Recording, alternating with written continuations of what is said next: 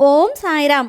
ఆ సాయినాథుని ఆశీర్వాదంతో ప్రతి ఒక్కరూ కూడా ఆనందంగా, ఆరోగ్యంగా, అష్టైశ్వర్యాలతో ఉండాలని మనస్ఫూర్తిగా కోరుకుంటున్నానండి. అనంతకోటి బ్రహ్మాండ నాయక, రాజాదిరాజా యోగిరాజా పరబ్రహ్మ శ్రీ సచ్చిదానంద సద్గురు సాయినాథ్ మహారాజ్కి జై. ఎక్కడెక్కడో తిరిగి ఎక్కడా కూడా మీ సమస్యకు పరిష్కారం దొరకక అయోమయ పరిస్థితిలో ఏం చేయాలో పాలుపోక ఉన్నారా?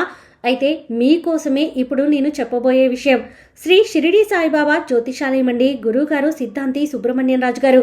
మీరు ఎక్కడికి వెళ్లాల్సిన అవసరం లేదండి. ఫోన్లో గురువుగారిని సంప్రదిస్తేనే ఒక అంజనం వేసి మీ సమస్య ఏంటి, దానికి పరిష్కారం ఏంటి అనేది మీకే స్వయంగా గురువుగారు వివరిస్తారు. మీరు ఒక్కసారి నమ్మకంగా కాల్ చేసి చూడండి, మీకే అర్థమవుతుంది నేను ఎందుకు ఇంత నమ్మకంగా చెప్తున్నాను అనేది. గురువు గారిని సంప్రదించాల్సినటువంటి ఫోన్ నెంబర్ 9908224144. మీకున్నటువంటి ఆర్థిక సమస్యలు, ఆస్తి తగాదాలు, నాగదోషము, నరదిష్టి సమస్యలు, భార్యాభర్తల మధ్య అన్యోన్యత లేకపోవడం, కుటుంబంలో చాలా గొడవలు జరుగుతూ ఉండడం, స్త్రీ పురుషుల వశీకరణం, ఎటువంటి సమస్యలైనా సరే మీరు గురువుగారిని సంప్రదించి మీ సమస్యకి పరిష్కారాన్ని తెలుసుకోండి. మీరు ఎక్కడికెక్కడికో వెళ్ళాల్సిన అవసరం అసలు లేదండి. గురువుగారిని సంప్రదించాల్సినటువంటి ఫోన్ నెంబర్ 9908224144.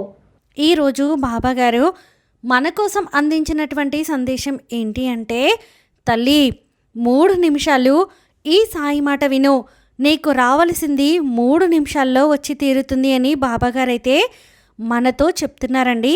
మరి బాబాగారు మనతో ఏం చెప్పాలి అనుకుంటున్నారో తెలుసుకోవాలి అంటే వీడియోని చివరి వరకు స్కిప్ చేయకుండా చూడండి. అలాగే మన ఛానల్ని ఫస్ట్ టైం చూస్తున్న వాళ్ళైతే సబ్స్క్రైబ్ చేసుకొని పక్కనే ఉన్న బెల్ ఐకాన్ని క్లిక్ చేయడం అస్సలు మర్చిపోవద్దండి. ఓం సాయిరామ్, ఓం సాయినాథాయ నమః అని కామెంట్ చేయడం కూడా అస్సలు మర్చిపోకండి. ఇక బాబాగారు అందించిన సందేశం గురించి చూస్తే, తల్లి నా దగ్గర ఒకటి అడుగుతున్నావు కదమ్మా, అది నీ దగ్గరకు రావాలని ఆరాటపడుతున్నావు. బాబా నేను అడిగింది ఇస్తే నా గుండెల్లో పెట్టుకొని కాపాడుకుంటాను. నేను ఎంతగానో సంతోషపడతాను. ఈ సాయి బిడ్డవైనా నాకు ఎంత వేదన ఉంటే నిన్ను ప్రార్థిస్తాను. తప్పకుండా నేను కోరుకున్నది నాకు అందివ్వు అని నా దగ్గర మొరపెట్టుకుంటున్నావు. సరే తల్లి, నువ్వు అడిగింది నేను తప్పక ఇస్తాను. కానీ నువ్వు అది ఎక్కడ దాచుకుంటావు? నీ గుండెల్లోనా, మనసులోనా? కానీ అక్కడ నీకు స్థలం లేదమ్మా. నీ మనసులో కావలసినంత చెత్త అనేది నింపేసుకుని ఉన్నావు. ఆ చెత్తనంతా ఖాళీ చేస్తేనే కదా నీ మనసు ఖాళీ అవుతుంది. కాబట్టి నేను ఇచ్చేది అప్పుడే కదా దాచుకుంటావు. నువ్వు వదలాల్సి వచ్చింది కొద్దిగా వదిలితేనే నీకు రావలసింది నీకు తప్పక వస్తుంది. అర్థం కాలేదా అమ్మా? చెబుతాను విను. ఇప్పుడు నేను చెప్పే ఈ 3 వదిలి చూడు. నీకు రావలసింది నీ చేతిలో పడుతుంది. నీ అన్ని సమస్యలకు వెంటనే ఇచ్చే తీర్పు ఏంటో తెలుసా? మర్చిపోవడం. అవును, మర్చిపోవడం తల్లి. ఏంటి బాబా మర్చిపోవడమా? మర్చిపోతే ఎలా బాబా అనే కదా నీ ప్రశ్న. అవును తల్లి, కొన్నిటిని మర్చిపోయే తీరాలి. మంచిదో చెడ్డదో అది జరిగిపోయింది కదా, అంటే జరిగిపోయింది మర్చిపోవాలి కదా. ఏది జరిగినట్టుగా ఉండి కొత్తదాన్ని వెతుక్కోవాలి కదా. ఆ కొత్తది నిన్ను సంతోషపరిచేదిగా ఉండాలి.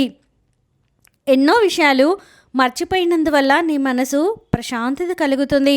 నువ్వు ఇప్పుడు నీ మనసులో అవన్నీ పాత విషయాలన్నీ చెత్త చెదరం అన్నీ మనసులో పెట్టుకుని ఉన్నావు. దానివల్లే నీకు స్థలం లేకుండా పోతుంది. ఈ బాబాని కొలిచేందుకు కూడా స్థలం లేకుండా పోయింది కదా. నీకు కొత్తది రావాలి అంటే పాతది వదలాలి. ఆ కొత్తది నిన్ను సంతోషం కలిగించేదిలా ఉండాలి.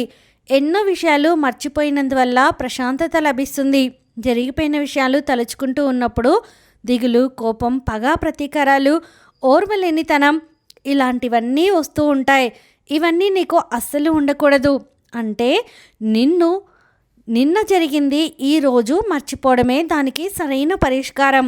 ఇప్పుడు జరుగుతున్న యథార్థ స్థితి మాత్రమే నువ్వు అనుభవించడం నేర్చుకోవాలి. రెండవదిగా నీ మనసుని శుద్ధి చేసి నీ మనసుని కట్టుబాటులో ఉంచుకోవాలి. అది ఎలా బాబా అంటావేమో, నువ్వు వెళ్ళే దారిలో నీకు నచ్చనిది జరగనప్పుడు వాటిని ఎదుర్కోవాలి. దానిని విమర్శించి నీ మనసులో ఉన్నది ఏది అనుకుంటే అది బయటపడకూడదు. నీ దారిని మార్చుకొని ప్రయాణం చేయడం అలవాటు చేసుకోవాలి. ఏది జరిగినా నీ మనసు చెడుని అస్సలు నీ మనసులో చెడు అనేది తీసుకోకూడదు.